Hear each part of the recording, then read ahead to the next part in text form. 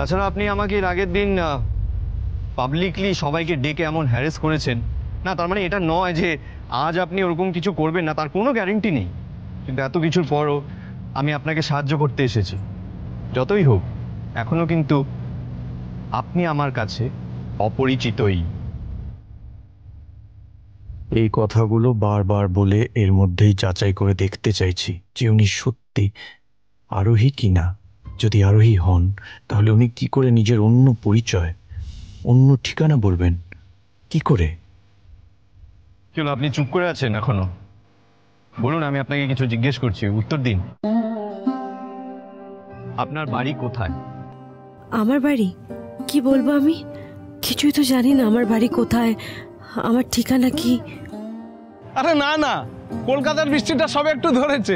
তোদের মালদার কি অবস্থা? মালদা? আমার বাড়ি মালদা। মালদা? তাহলে আপনি এখানে এসেছেন কেন? আসলে আমার একটা চাকরির খুব দরকার, আমি কাজ করতে চাই, নিজের পরিচয় নিচে বার করতে চাই। কিন্তু তার জন্য আপনার আমার কথাই মনে হলো কেন? কেন মনে হলো আপনার যে আমি আপনাকে হেল্প করতে পারি? জানি না, আমি সত্যি জানি না, বিশ্বাস করুন। কিন্তু আমার মনে হলো হয়তো হয়তো আপনি আমাকে সাহায্য করবেন। আপনি যেভাবে আমার ছবিগুলোর উপর উত্তর দিয়েছিলেন, আমার কেন জানি না মনে হলো আপনি আমাকে সাহায্য করতে পারেন। আমার বিশ্বাস আপনি বিপদে পড়া মানুষকে কখনো ফিরিয়ে দেবেন না। আপনি দয়া করে আমাকে ফিরিয়ে দেবেন না। আচ্ছা, 10 বছর আগে আপনি ঠিক কি করতেন? আর এই যে বারবার আপনি এই এক কথা বলছেন, আপনি নিজেকে খুঁজে পেতে চান, এটা কিসের খোঁজ আপনার? নিজেকে নিয়ে আপনি কি খুঁজে পেতে চাইছেন? 10 বছর আগে আমি নিজেকে হারিয়ে ফেলে যে ভুলটা করেছিলাম, সেই ভুলটা আমি আজও ঠিক করতে পারিনি। নিজেকে হারিয়ে ফেলে নিজেকে খোঁজার না চেষ্টাটা আমি আজকে শোধরাতে চাই। আমার আমার কেন জানি না মনে হয় আমার কিছু কাজ করা দরকার। আমি কিছু কাজ করলে হয়তো আমার হারিয়ে যাওয়া স্মৃতিগুলো আবার ফিরে পাবো। উনি কেমন একটা ঝাপসা করে সব প্রশ্নের উত্তরগুলো দিচ্ছেন, কিন্তু কেন? আমার কেন জানি না মনে হয় আপনিও ঠিক 10 বছর আগে নিশ্চয়ই কোনো না কোনো ভুল করেছিলেন। আচ্ছা, আপনার মনে হয় ওই সময়টা যদি আবার ফিরে পাওয়া যেত তাহলে সব সব ভুলগুলো ঠিক করে নিতে পারতেন? এই সেম আমারও মনে হয়, জানেন, যদি একটা সুযোগ পাওয়া যেত আমি আমার জীবনটা ঠিক করে নিতে পারি। আপনার নিশ্চয়ই এতক্ষণ কিছু খাননি, তাই না? জানি, এবার খেয়ে নিন। অনি, এসে তো আমাকে এখানেই দেখতে পাবেন। I am sorry to say, but আমরা আপনার ওয়াইফ আর মেয়েকে বাঁচাতে পারিনি। কি হলো বলুন, চুপ করে আছেন কেন? আপনি আমাকে একটা চাকরির ব্যবস্থা করে দেবেন তো? কিছু বলছেন না কেন বলুন, একটা চাকরির ব্যবস্থা করে দেবেন তো? কি বলবো এবার আমি? একবার মনে হচ্ছে আমার সামনে আরোহী দাঁড়িয়ে আছে, কিন্তু উনি তো আরোহী নন। ওনার নাম তো সুনয় না। কিছুই তো মিলতে গিয়েও মিলছে না। হে ভগবান! আপনি হয়তো বুঝতে পারছেন না আমি কতটা অসহায় হয়ে আপনার মধ্যে একটা অপরিচিত লোকের থেকে সাহায্য চাইছি। কিন্তু বিশ্বাস করুন, এই সাহায্যটা না পেলে আমার জীবনটা শেষ হয়ে যাবে। আমার বাঁচার কোনো উদ্দেশ্য থাকবে না। আমি আপনার কাছে হাত জোড় করছি, দয়া করে। কি করছেন আপনি?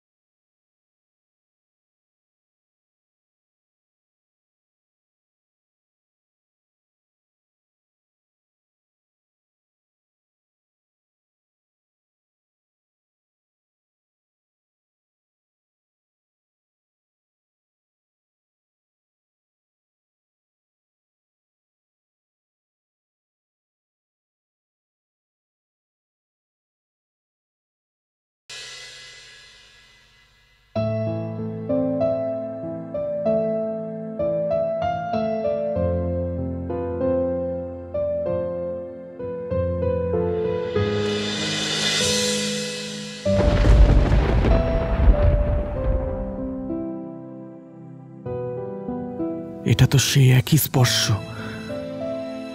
অথচ অথচ মানুষটা আলাদা। কি করে হয় এটা? কি করে?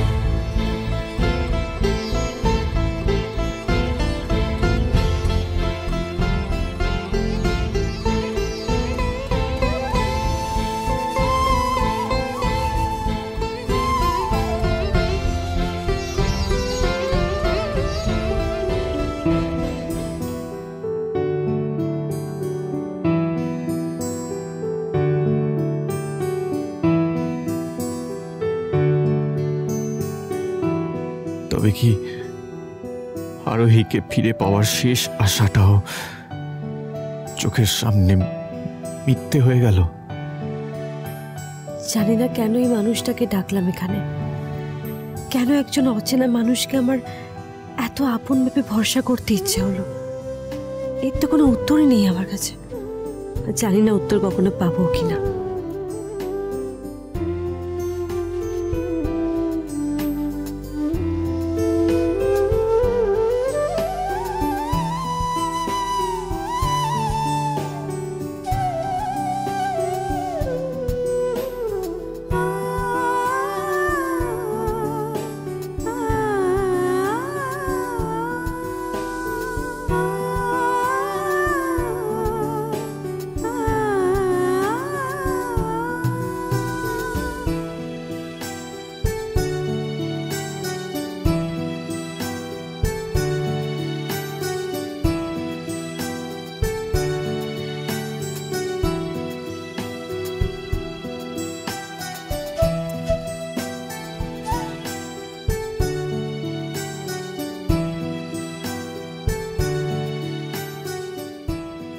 কি অদ্ভুত খেলা ঈশ্বরের, যে আরোহীকে একবারের জন্য সামনে দেখতে আমি আমার সবকিছু বাজি রাখতে পারতাম, আজ সে সামনে থেকেও নাকি আরোহী নয়।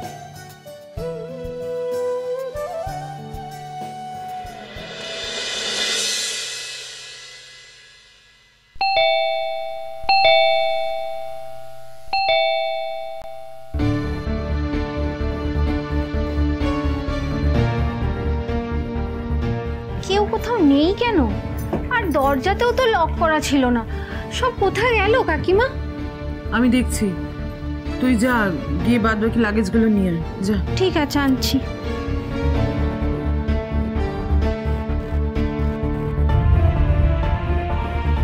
তিয়াস, ও তিয়াস, তিয়াস, ও তিয়াস, তিয়াস। এ কি, এই অবেলায় মেয়েটা ঘুমোচ্ছে কেন? শরীর টরীর খারাপ হলো নাকি? তিয়াস, আমি আমি আমি এসে গেছি, ঘাবড়ানোর কিছু হয়নি। তুমি ঠিক আছো তো মা? মা, কখন এলে তোমরা? এই তো একটু আগে এলাম। আসলে কেউ দরজা খুলছিল না, অনেকক্ষণ ধরে বেল বাজাচ্ছিলাম। আমাদের কাছে তো চাবি ছিল, তাই ঢুকে এসেছি। কিন্তু তুমি এরকম অসময়ে ঘুমোচ্ছ কেন? কি হয়েছে তোমার? শরীর টরীর ঠিক আছে তো? আমার শরীর খারাপের কথা মল্লার তো মাকে জানাতে বারণ করেছিল। খামোকা টেনশন করবে তাই। না না মা, আমি ঠিক আছি। আই এম সো সরি, তোমাকে এতক্ষণ বাইরে ওয়েট করতে হলো। আমি যে কখন ঘুমিয়ে পড়েছি কোনো হুঁশই ছিল না। কিছু তো হয়েছে তিয়াসের, যেটাও বলছে না। কেমন যেন অস্থির উদ্ভ্রান্ত লাগছে ওকে। তিয়াস, তোমার চোখে মুখে এই ক্লান্তি আমি 10 বছর আগে দেখেছিলাম, যখন তোমার শরীরটা খারাপ ছিল। কিন্তু এখন এরকম কেন লাগছে? বলো না তিয়াস, কি হয়েছে তোমার? বলো না আমার। কিছু না তো, আমি তো ঠিক আছি মা। তিয়াস, তুমি মুখে না বললেও তোমার মনের মধ্যে যে ঝড়টা প্রায় চলে, সেটা কিন্তু আমি জানি। আমি আন্দাজ করতে পারি তিয়াস, মানুষের জীবন থেকে অনেকখানি স্মৃতি যদি মুছে যায়, তার মনের মধ্যে কত অস্থিরতা কাজ করে, তার কত অস্বস্তি হয়। সেই হারানো সময়টার কথা, তখন কি হয়েছিল, ভালো হয়েছিল, খারাপ হয়েছিল, ভালো স্মৃতি, খারাপ স্মৃতি সব নিয়ে ক্রমাগত চিন্তা করে যায় মা। ভাবে সেই সময় নিশ্চয়ই জীবনে কোনো দুর্ঘটনা ঘটেছে, আর সেটা মনে না পড়লে জীবন বৃথা, আর সেটাই সব সময় খুঁজে যায়। বলো তিয়াস, আমি ঠিক বলছি না? কিন্তু তিয়াস, আমি আমার অভিজ্ঞতা থেকে বলছি, অতীতের থেকে ভবিষ্যৎ আরো অনেক দামি।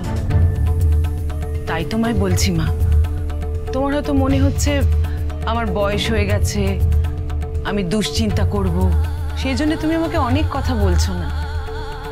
তবু আমি কিন্তু আমার মেয়ের মুখটা দেখে মনটা পড়তে পারি।